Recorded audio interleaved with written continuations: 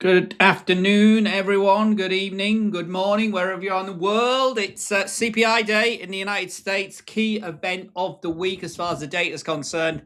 God knows what's going to come out of Washington and what's going to come out of the tweets of the president. But wow, what a move on Sunday night, trying to I was going to say impeach, but sent an indictment for the head of the Federal Reserve. Taking it very much on the chin. Lots of other central banks have come out in defence of Powell, Lagarde, and Bailey, and others sitting central bankers and other. And the last three previous Fed chairs have all come out in defence. There's been some Republicans breaking rank with the president as well. Unprecedented move, but this is a president that does things very, very differently. Love him, love him, which I certainly don't, or loathe him. He does things his way, personality cult. But anyway, gold back through 4,600 all-time highs yesterday, and we're pushing higher. Be very, very careful if you're short in this market. The trend is very much to the upside. Hourly chart today has sort of gone sideways, but we are still bid. And the key news as we speak is we are over 4,600. Big moves overnight in the Asian markets as well. DAX, sorry, not DAX, the Nikkei closed at an all-time high again as the yen weakened again. If you were following me on Discord last night, we went short across the board. We were already short the yen. We went short with all the other crosses, except the dollar, actually. The dollar didn't trigger, but we went short Swiss yen. Sorry, we went long Swiss yen. Euro, pound, and the Canadian dollar. I think I missed the Canadian dollar off on the post I'd actually put on when I was checking that this morning. I'd put on Discord, but it's all on here, guys. What I'm doing on an end of day basis, it's much more a bit more relaxed, changing on an end of day basis. So have a look here on the trade chat. There's a guy Unique1421 starting to post his scalping on gold as well. He's doing very well, obviously follow things that find about his history, find out about him. But I'm happy for anybody obviously to stick on here under the trade chat. But this is where I put my end of days. I know last night it was 10:30 last night. So I missed out the CAD yen position as well. Interestingly, the euro yen reversed we pulled this stop loss up on the second half of the first trade we'd taken on euro yen long, and that got stopped. That got stopped out, didn't it? 40. When was it? It was 29th. Yeah, that got stopped out. But we'd already gone long with another full position on euro, so we've only got a full position open on euro long. These have all hit their first targets, 80, 60, 50 pips or so the targets on these crosses. I'll update all this again later on, but they're still open. Stop losses have been dragged up, as is my want. And it looks like somebody's doing quite well on gold. Here's shots fall 560. Lots of chat here. This is interesting. Clean on buys. Oh, well, lots of people joining. That's excellent. All right, Toby's saying perhaps they've posted afterwards. Yeah, guys, if you're going to post what you've done, you need to post all the losing trades as well. And it's a classic mindset of a losing trader to just post the winning trades. Post everything before you do it, like I do here. There's lots of successful traders with us. We really haven't got a problem with that. Obviously we're happy to pay winners out if you're doing everything properly, and obviously that's the rules of prop trading. Allow you to do that. But if you're going to post what you're about to do or what you've done like 20 minutes ago, if you're a 5-minute scalper, it's a bit too late, isn't it? That's why I do this. It's too much hassle really doing it all the time for me. So that's why I just post my end of day positions. I do obviously scalp. I do short-term positions as well on my trading platform, but I don't put them all on here. As most of you know, I really like trading the DAX on the opening trades and closing trades of the day, in particular NASDAQ as well to an extent. But we were a bit messy yesterday when we were doing that live with you. But my end of day trades are always put on here. If I don't post anything on a night, I'm either too exhausted or we haven't taken any positions. I won't do anything retrospectively So it's these were taken last night on last night's closing positions. These yen long sort of short yen positions. So very obviously the issue was we were very exposed to the yen. It could have gone the other way. So it didn't. It went as expected. The expectations are the new prime minister is going for an early election to give herself the political clout that the electorate wants her. Remember, she just became prime minister by coming leader of the existing party that was in charge, because the previous prime minister had resigned. Economic issues were part of it, but there were other issues around that. So she was believes to be quite well liked. She's got a very a strong opinion about where she's going with the economy. Margaret Thatcher is her hero by all accounts. And she's been very, very robust with her comments around China. Obviously, that's a huge issue for the Japanese. So it's weakened the yen. It's took the Nikkei, therefore, to all-time highs. But there's lots of chatter now about, obviously, intervention by the Bank of Japan. They are one of the most interventionist central banks. So anyway, more on that in a minute. It's gone, been blathering on for too long. It's gone 1:30 my time. So let's have a look how the euro. Let's just look at the dollar cross. The dollar's remained in sort of sideways action, waiting for the data. So we are higher. Euro's higher.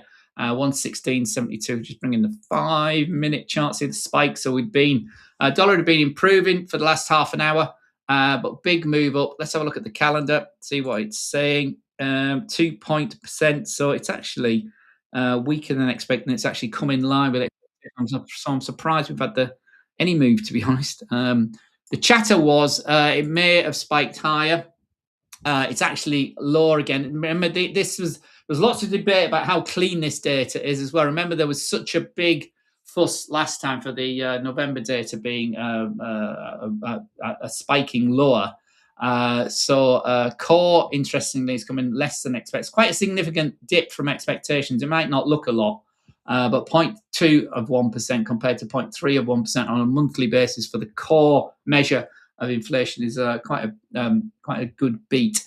The headline has remained at 0.3%, and the headline is 2.7%. Many Wall Street banks were looking for 2.8. I think I was reading something from, I think it was Morgan Stanley. We're looking at 3.8, but 2.7. So the mantra coming out of the White House about inflation has disappeared, inflation doesn't exist. It's not quite true, obviously, but 2.7% is much, much closer to the target than many perhaps were expecting. But as you can see, it's remained sticky, not just for 2025, but really with the lowest we got there was October 24. Just take the headline forecasts off. Take the forecasts off. You can see the numbers here. We remained around this just closer to 3% than 2%. Remember, the target for the Fed, they got this dual mandate about full employment and stable prices, which basically is their target for a mantra that 2% over the long term, medium to long term. But we're having problems getting there. We remain a little bit elevated, but not as sticky as many were expecting. So as I say, I'm a bit surprised that the Euro's moved on that, but obviously it's the data. So dollar has weakened on that. It might have raised expectations that we might get the cut. And remember, the rate cut for January is more or less ruled out. We'll have a look at how that's shifted on the CME in a little while. It takes a while to update. Well, free feed, which I share with you here. The March data, remember the last time we looked at it was about 58%, so it's 50-50-ish of a cut in March. And so June was the date many were looking at. That might have pulled the likelihood of a rate cut earlier forward. So we'll have a look at that in a minute. But obviously the geopolitical situation swirls around all of this. Markets not ignoring it, but obviously there's some huge issues that could be released. Obviously, the situation in Ukraine and Russia is painfully still ongoing. We had a big hit on Ukraine overnight. The situation in the Middle East is still far from settled. Hamas still, 70,000 people now, they're saying, have been killed in Gaza. There's still strikes. There's still strikes on Hamas. There's still obviously not strikes into Israel, but that hasn't gone away. Neither party of that first part of the deal really got what they wanted, so it's far from settled there. And obviously, the big issue currently is the situation in Iran. Potentially thousands of people lost their lives on the street. The protests wider than just Tehran. So it's a huge issue, massive oil reserves, huge country, huge population, lots of huge diaspora in other parts of the world, and lots of protests in other cities around the world as well. But the regime has cracked down quite aggressively. Trump said they've crossed the, we haven't actually said this, crossed the red line, but he did say, death of protesters will cause a reaction. So it's how he chooses to react, and it is down to his decision, isn't it? And with what's happened, he would argue success in Venezuela and Syria and strikes in Nigeria and Yemen, they are ready to go, and it's not just a video game; it's real life stuff. So, but is there, regime change? It didn't really happen in Venezuela so far, but perhaps he was a bit smart on that and trying to say, she will do as I told. But was it the opposition leader who got the Nobel Peace Prize? Didn't get put in position. So anyway, see how that all pans out. But the fuss around that, really, the markets haven't really moved around all this geopolitical noise that's swirling around. But one thing, remember, these black swan events, these one feather can suddenly change the direction of the markets very, very quickly. So be aware of all this is going on. Anyway, meanwhile, dollars weakened, euros 116.65 from a low this morning of 116.60.50. Dollar CAD 138.70. Currently, we went down. Dollar slipped to 138.50 also. Yen 50, a bit of a different relationship going on here with the very, very weak yen. So we've been as high as 59 this morning. In early European trades, we're at 159.75 now. But it's, even the dollars ran up against the weakening yen. We'll have a look at our trades on the yen in a minute. But there's even the dollar, which we haven't actually got an open trade on that one, up against the very weak yen. Euro, we looked at Aussie. Sterling 134.75.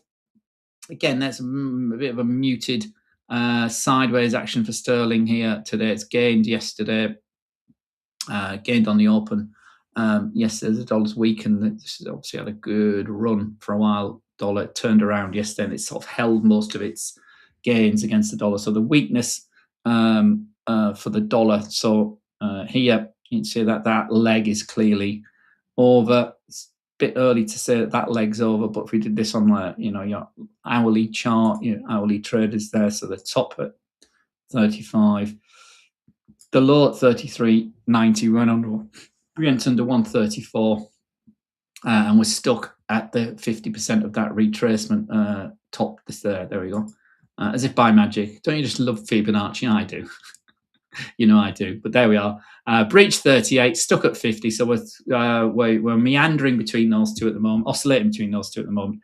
Upside target is clearly 135, and look where the 61.8 fib level sits, right smack on 135. So far today, though, we've 134.80 has been our high, and we've rejected that on the data. If we come down, and this is the main data for the week. This is the absolutely main data for this week. Dollar CPI is coming bang in line with expectations, and in fact, as I said, the core number is coming a little bit better than expected at 0.2%. So interesting stuff. So dollars a rally from last week seems to be, and the reaction yesterday from the particularly obviously to do with the indictment of the Fed and Powell in particular. Whether this colours Powell's to actually stay on as a governor of the stay on as a governor of the Fed. It's very unlikely he was going to do that. No, the governor, no, the chairman has done that. But his chairman, remember, his chairmanship ends in May. There'll be a compliant, president compliant chairman looking to be much more dovish and aggressive. Remember, Myron's term runs out as well this year. He's only temporary, but he really is the man, the president's man on the Fed now. He's looking for 150 basis points this year. And as I said, we had pushed out the first cut all the way to June.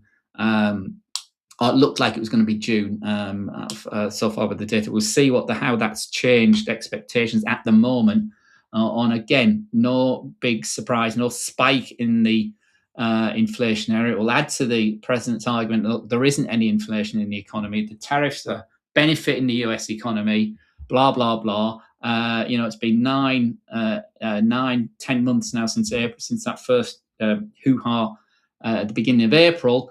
And tariffs have all been torn down against all the countries, and even the sectoral tariffs are still in place. They're not going to be impacted by this ruling that may come. Maybe there was talk about it being something today, but from the Supreme Court, but they'll still get around it. Tariffs aren't going away. And then he's announced overnight as well, didn't he? 25% goods tariffs on anybody trading with Iran, and that includes countries like India, China, and I think South Africa does, Turkey and South Africa does some deals with Iran as well. But anyway, sterling. The rally in sterling. The rally in the dollar here against sterling, as we demonstrated here, it went into this 134.50 area earlier. Has been taken out. At least half it's been taken out. It's only the 5-minute chart. Remember. So if we look at the hourly chart today, we're still range bound in that key fib level from the high to the low. So sideways, well, the breakout. So I say we need to break out of here up to 135 and then possibly 135.25. A breach below here. Next fib level takes us to 134.32 if we break below 134.60. There's a bit of technical analysis for you there on the hourly chart on sterling. Let me know what you're trading, what pairs you're trading, what assets you're trading. I'll talk about those, but sterling.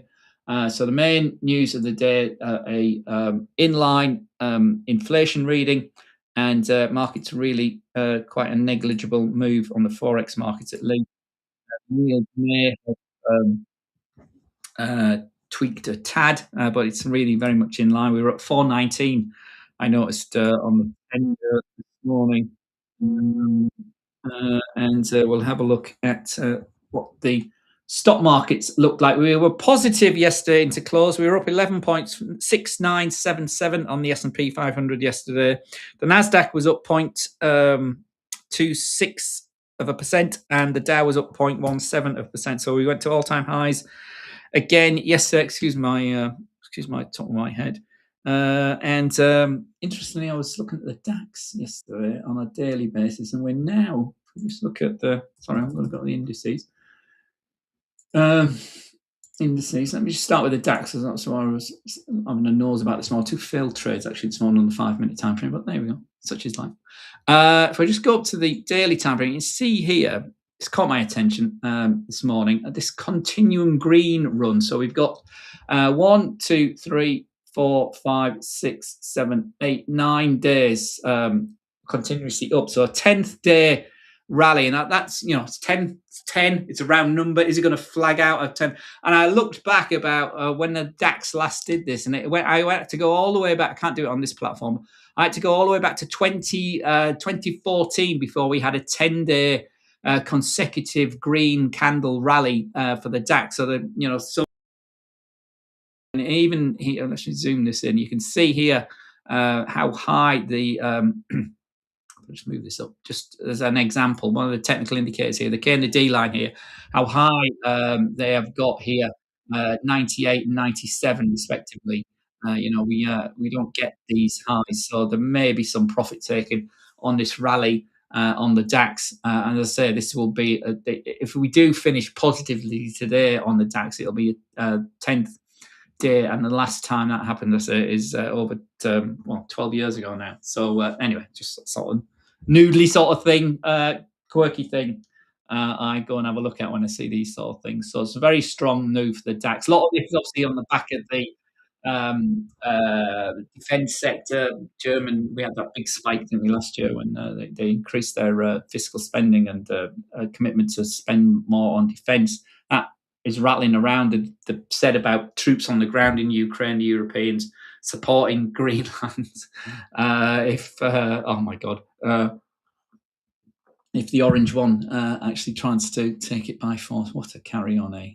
What even the thought of the rhetoric is just mind blowing, absolutely mind blowing. But anyway, businessman first and foremost, doing a deal first and foremost, politician very much second.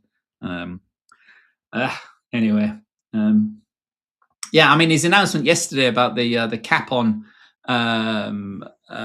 credit cards. I mean, can he do that as a president? Saying credit, the free market, the great free marketeer, credit cards capped at 10% is the sort of thing dictators do, isn't it?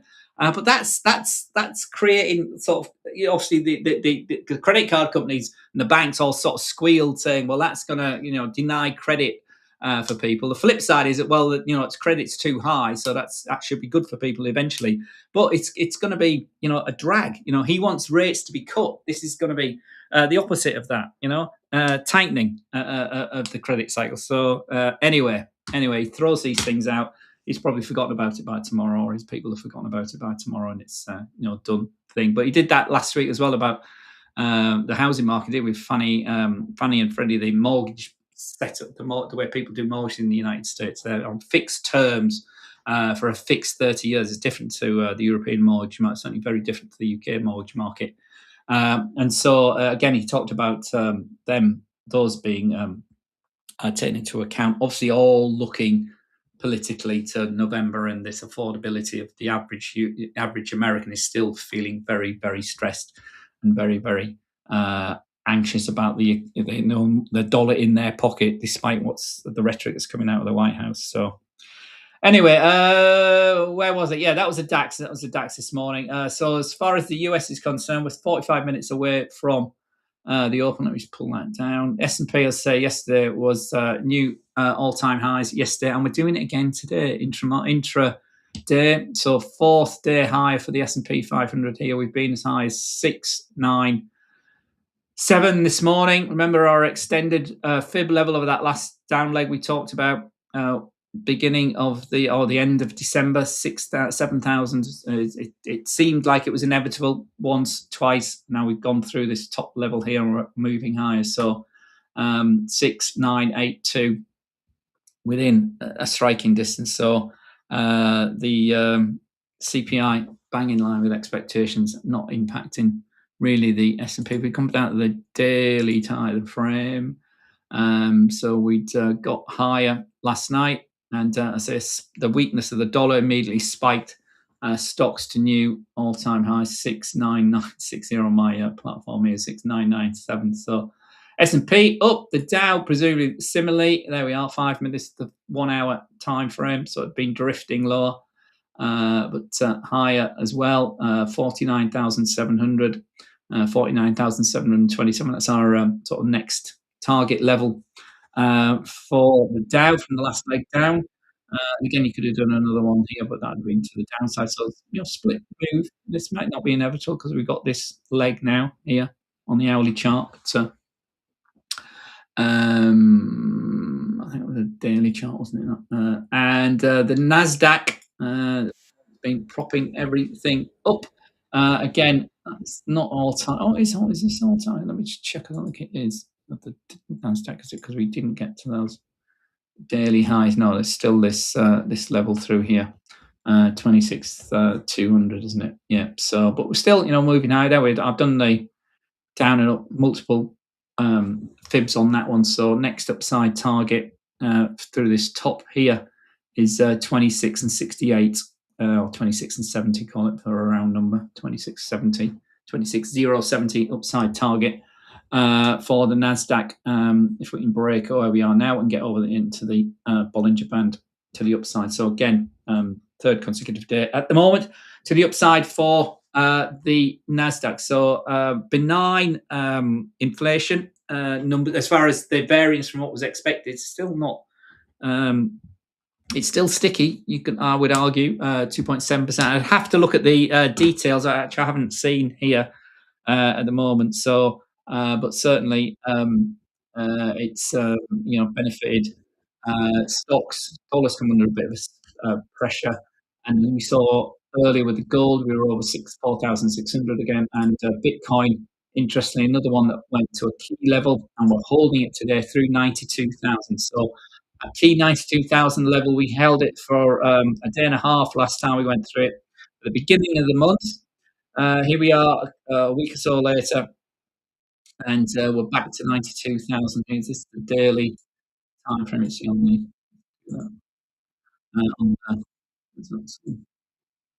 on, on Billy Bitcoin. So we are at the top of the channel. Obviously, the 95 level is up here. That high we had at the beginning of December. So we're pushing high. So it's relatively positive over the last 3 or 4 days for Bitcoin. We've held the upper half of the Bollinger Band. The midline 20 period moving average is starting to anchor high. The angle is starting to get a bit steeper, so it's relatively positive as well. But that first move up has been sold off, so we're looking to try and break through that on an end of day basis. And buyers will be adding at 92 and 95. I'm pretty sure of that if we move up. But we could quite easily again move back down to this 85,000 level as well, where we had buyers last time in December and sorry, early December and end of December and beginning of January, 85,000 when we were looking at 80 and 75,000 to the downside for crypto. So it's biased to the upside today. I'd like to see another big candle like this to turn actually bullish Bitcoin. At the moment, we're still very much sort of range bound, but as you know, when it moves, it can move really quickly. So keep your powder dry, my friends, if we're trading crypto metals. We had a look at gold, then we can have a look at silver, 87.70. So is there any stopping silver? Another all-time high as we speak on silver, 87.75. Who would have thought that? What a run it's having on all of it since the early December, so a little over a month. We've had another massive leg higher for the silver market. So up we go. Don't count out the commodities, and up we go. Commodity. I think copper hit another all-time high yesterday, 13,000, and platinum, palladium also in on the deal. And the other significant mover I've noticed this morning is our final move. Finally, the move in oil yesterday, or sorry, today, has taken us through the key $60. So lots of signals and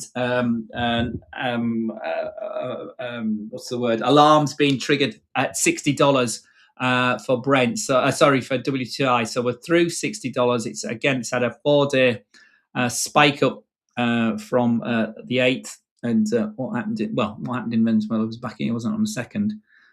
Where's the 2nd? There we are. The 5th. The 2nd was the Friday.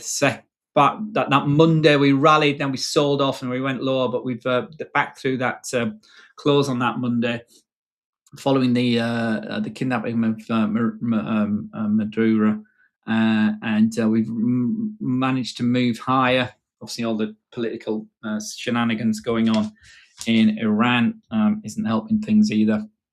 So oil moving higher through $60, and Brent's gone back through 64, and just as importantly, we're now testing 65. So 64 was the key trigger by 60 on WTI. So oil, watch that. It's had a good run from 60, Brent, and equally WTI's had a good run from this floor at this 56, 58 buying, breached 58, and here we are now at 60. So that's looking positive again. Can we hold that move higher for the oil market? Remember, it's quite a high demand time of the year as well, both for heating oil and petroleum, gasoline demand in the US as well. So, but obviously the cheaper oil price is what the president wants again at the pump, gasoline at the pump in the US. So just the fact we've spiked through $60 for once in one day obviously doesn't change the weakness of the market, but we are, there's been quite a good move this week. So all eyes on that one as well now. Oil back in play. So there we go. I'll just run you through what we did last night. And it was all across the yen longs, basically, or shortly yen, I should say. So Swissy, we were in here. We got to target one. I've got the stop loss marked on there. No, I haven't. That was. Let's do the hourly charts. There we are. It's come back through target one. Ooh, that might have. I haven't put stop loss in here, but that might have taken out the stop loss on that one. This is our entry here at 198.17, 198.97. So we've got a nice 80 pip move on the Swiss yen. Pair that normally goes sideways. There's a trend following. It's a bit of a surprise not a trigger on that one. But yeah, I think the stop loss might have been taken out. Let me just check. I've got my trading platform here. Yeah, I'm pretty sure that would have been taken out. I would have had it there. Yeah, so that's probably closed now. That Swiss yen one. Kiwi, again, that might have been closed out as it reversed. I don't think I'd have moved that as much. But anyway, yeah, that might still be open. Dollar, yen, we didn't have. Euro, yen, as we said, this is our stop loss. This green line here is our stop loss from the trade we took on the 8th. So that got closed last night, but it also triggered. The stop loss. I don't even see that. I can't zoom that up anymore. But the stop loss was this little green line here at 184.30. I think I filled 184.29. Anyway, 184.29 is the stop loss that got took out last night. It's one of those ones that just got hit, but it nevertheless got hit, taken out yesterday. But we'd gone long, but then we went long here at 184.34.7, and first target again was up here at 185.14, 147 for another whatever it was, 50 odd pips or whatever. Anyway, I'll do all the maths in a little while. And again, another one, stop loss. It's the 4. Yeah. So again, the stop loss would have probably spiked through that as well with this spike we've had. What has caused that? There's some news that's caused that down. Is it that one? Was it that one? No, it's this one here. It's this. So it's the guessing it's the Fed. So interesting. It's the US. So that doesn't make sense now. I'm gonna have to. That doesn't. No, that's not that. The stop loss won't be there. Anyway, my green line's messed up. That seemed a lot lower, doesn't it? Than where we are. Yeah. Anyway, check my trading platform. So anyway, we made some significant pips on the short yen. CAD yen was the same. From last night, it's just sneaked into target this morning, and again the stop loss will be lower on that one. So interesting, some of the pairs will have been taken out. It's not a consistent move. Genuine dollar weakness. Some of the other influences are happening as well. So certainly Swissy and others might have been taken out. But yeah, lots of pips in the bag on the short yen this morning. As far as tonight's concerned, my end of day, show a quick rescan of my end of day positions. See if that obviously the US, Aussie Swiss, Aussie dollar, Euro Oz, pound, Euro pound at the moment potentially, Kiwi Swiss. So there's lots potentially triggering tonight on the slower platform. It's there's nothing on the slower platform. CAD yen was. No, they were all from last night, weren't they? Swiss, CAD, Euro, Pound. and Kiwi. They're all triggered. We're all in the money on those ones. And some of them have second hit target one, a reverse taking out the stop loss. So there we go. It was, a bit of a benign inflation reading, but this is still the excitement of it being cleanish. I'll have to drill down into the data, but 2.7% as expected. The core weaker, so 0.2 of 1% for the month, and the headline 0.3 of 1%. So this leaves the annualized core CPI reading at 2.7% also, as well as the headline 2.7%. So many were, I'm saying many, quite a few of the analysts were expecting a bit more of an inflation spike from some goods to take it to 2.8, 2.9. Some were talking about potentially on the corner. That's not come through. So again, good news for the administration. But the detail, I'll have to check is how the counting is being done. But this was expected to be good. So PPI tomorrow. Remember, also core retail sales also quite important. Perhaps not as important as it used to be, but we'll be watching those tomorrow. We got new home sales as well today, haven't we? On the, I think it's a medium here. New home sales, at 3 o'clock. Big old number, 616,000. 505,000 is 550,000 for me was the line in the sand for US new homes. That's still looking robust with the expectations of obviously mortgage rates coming down or inflation coming down. This cap that the president talked about may or may not help things, but again. So delayed by 40 days due to the government shutdown. So there'll be two simultaneous source skipped. This was a roundup as well. Source skipped the data release 2 months due to US Fed shutdown. The data permits the month of December. That's right. So it's only December. So we've missed. That was the same for this, wasn't it? Yeah. So,